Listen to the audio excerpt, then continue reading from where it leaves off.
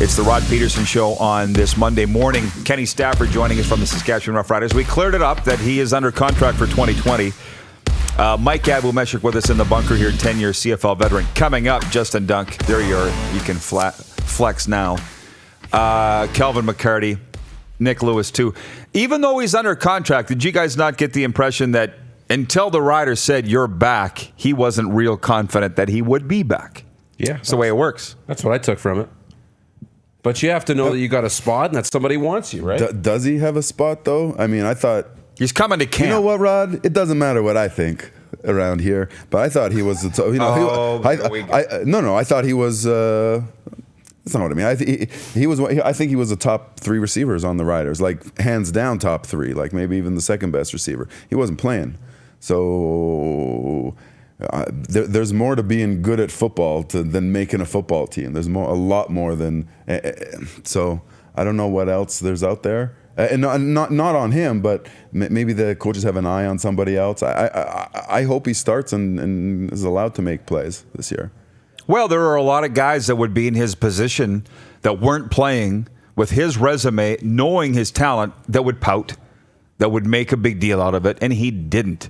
If you followed him on Twitter, saw any interviews, he was waiting patiently, being humble, and Emmanuel Arsenault is still sitting out there as a free agent. I can't really see the Riders signing him, to be honest with you. I mean, if it's me, if I had to choose between Kenny Stafford and Emmanuel Arsenault, I would take Stafford. But we don't know what's going on in that locker room, and this is the one thing the Roughriders and all teams need to understand. We don't know what's going on in your locker room, so that's going to allow us to guess as fans and analysts. That's what we're going to do. But we don't have to guess. We can go back a year ago and look at the team, and they needed some veteran leadership. That's where Manny comes in, right? You know, so as far we as assume that is anyone taking on that role, I don't know. You know, Kenny's a vet too, though. Yeah, I know, but there's a lot that goes into the pot other than just being good at football and being. I'm fast. All right, well then. You're good at football, or I'm strong. You know, and there's a lot that goes into the pot. So Chris Cooper's watching from Southern Ontario, and he says, love the look of our receiving core with Swerve, Jordan Williams-Lambert, Braden Lenius, Justin McGinnis, Kenny Stafford, hopefully Shaq. Let's not forget Mitchell Picton, too. It's a great group. I was at Walmart on Saturday, and the guy, as I was going through the self-checkout, which I still think is the bane of society, but I'm now using it, they're going to get rid of humans. You understand that, right? Anyways. No, you are they. That's a good one. To quote the McDonald's commercial, aren't we they? I would rather have a human then deal with the lineup was too long. I'd rather complain about I'd rather complain about it. I'd rather complain Anyways, and Clark just wrote, don't forget Naaman. But he is a free agent. I would be signing Naaman Roosevelt too. He needs to have the opportunity to finish what he started when he signed here in 2015. But guy at Walmart who's just standing there observing me bagging my own groceries. You know what I mean? Like he's working there, but he's just observing. Supervisor. He's like, what do you think about the Riders? And I said, hey, what do you think about the Riders? I usually flip it back on people because I don't want to answer. But it's like, there's no holes, really. There's not much to complain about. You're talking about a 13-5 team. But for some coaching gaffes in the West Final, probably would have been in the Grey Cup. It's a damn fine football team. We've got 100 years of not really being in that position, and I credit Jeremy O'Day and his right-hand man, Craig Dickinson, for the position that they're in. I would agree with you. On that. They're in a good spot. I mean, yeah, we're going to talk about Naaman and Shaq, and we're going to talk about Cameron Judge as some possible, key free agents, but for the most part, there isn't a lot of holes. And this team isn't, even if you're not going to get those guys back, I don't think you're seeing a big drop-off or a massive step backwards for this football team. I think they're in a really, really comfortable spot. And I mean, that all starts with Cody Fajardo. We all know that, but and this offensive line, but their time to win is now.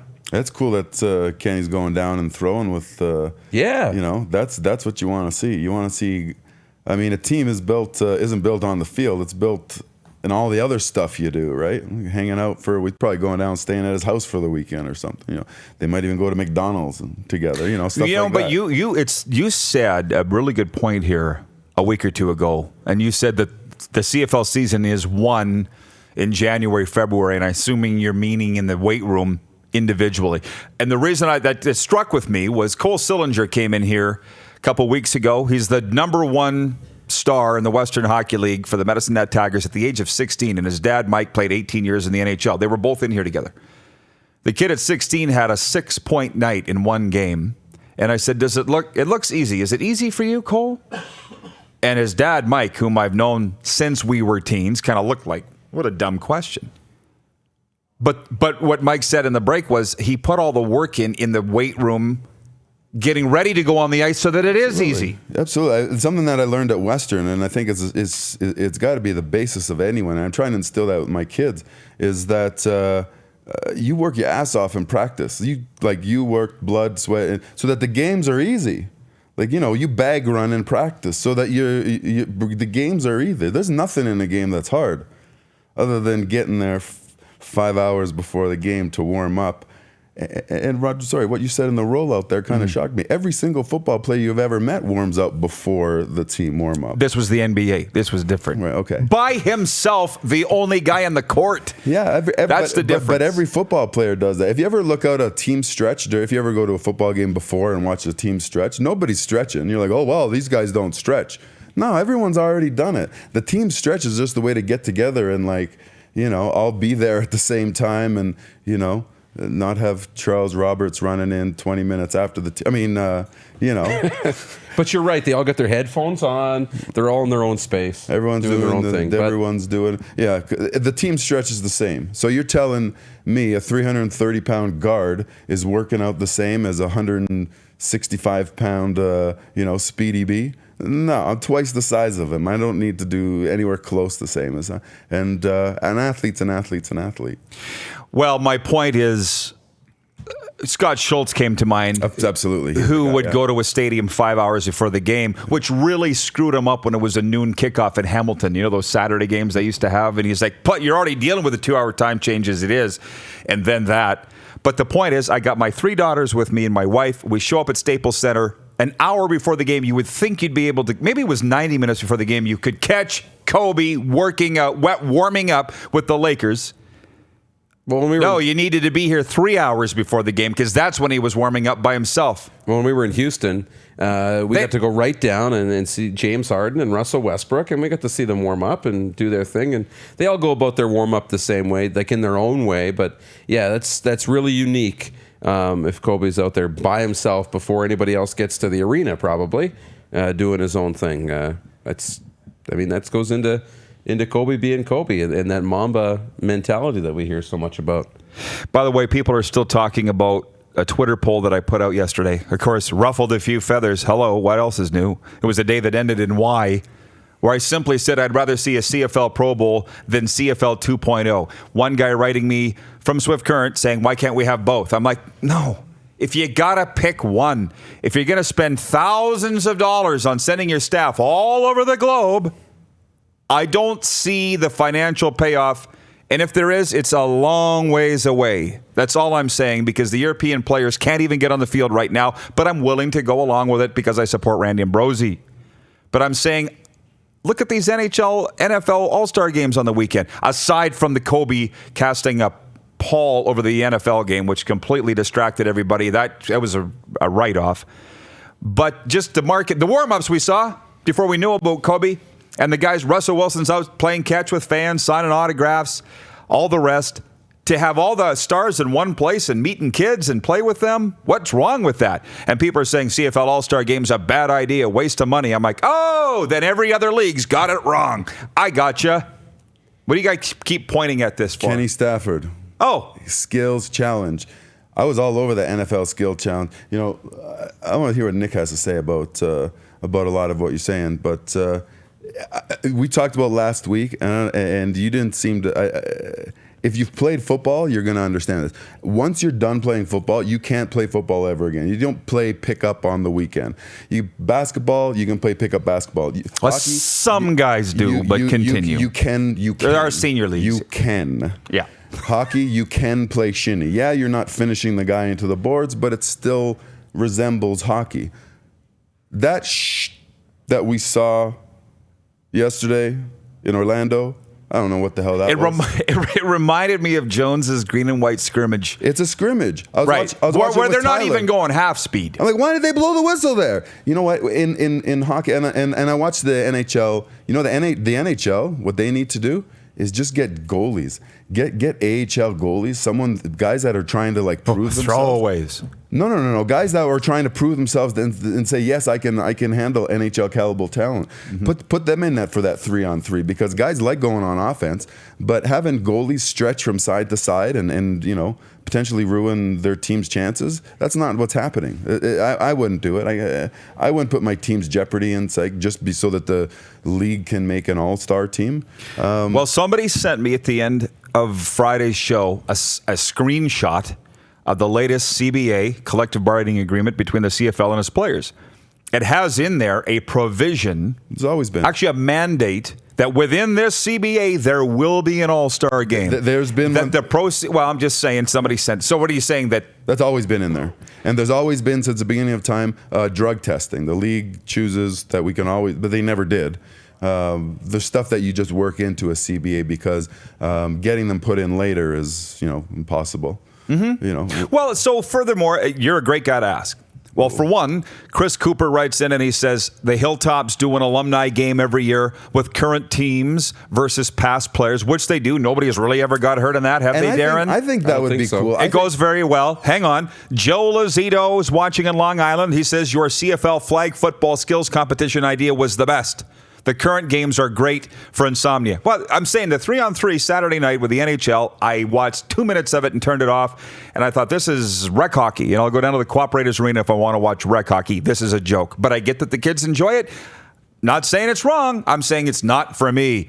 So I didn't watch it. But Abu, you played in our flag touch game Labor Day weekend. If we did the same thing for the CFL, would that not scratch the itch? That's not football. Doesn't need to be. not It's football. get the stars out there. Nobody got hurt, and it was fun. And it went down to the last play. CFL, you have a bunch of guys that are just damn good football players. They may not run the fastest, they may not lift the most, but they damn well play football. That's what the CFL is. And then I'm just asking if you think a touch game no, would work. no, it's not football. It's a different game. It's fun, but it's not football. It's not why you watch football. Like that taking. But Abu, every league has an all-star game. Absolutely, but football's, man, this is why maybe this is why I'm on the show, because you just don't get it. Football's different. Right. Football's different. I'm the one. Yeah. Hockey. They just had a Pro Bowl game yesterday. Okay, right. And so the hockey skills game, the basketball is way better without defense, right? You get guys dunking under the leg over.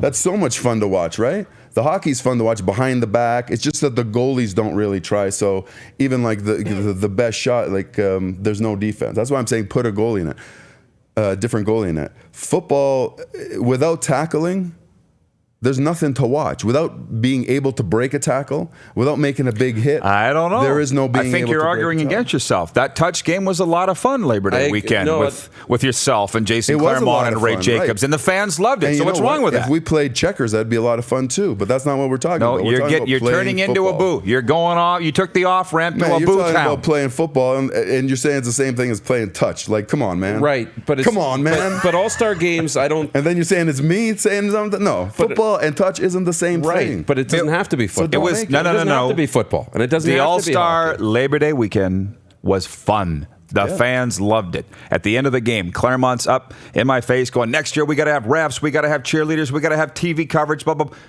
for a touch game. So what was wrong with that? We were entertained. You Nothing's wrong played in with it. that. Nothing's wrong with that. That's my point. But it's not football. That doesn't So have if to- I- It doesn't have to be. Right. It doesn't have to be football. Right. So So then for me- why was everyone wearing equipment yesterday in the football They game? shouldn't have been. I turned in to watch a football game, and that was a touch game. Right. I wouldn't have watched. It's like, when you're trying to watch a football game and a futsal game's on, But you you- want to watch soccer and they're playing like an indoor But you tennis watch match. football Come every on. day and I meant every soccer, week. where they have a foot in the ball. But we showcase the game of football every week. We showcase the game of hockey every single night, and it's awesome. We don't have to showcase. We're not showcasing the game in an Did you all-star see game. that dodgeball game? We're not. That was cool. Yeah, do that. But that's my point. Is the whole weekend? It's not about making money. People have said that the CFL thing would lose money. It's not about making money. It's not about showcasing the game, because the CFL games are pretty darn good.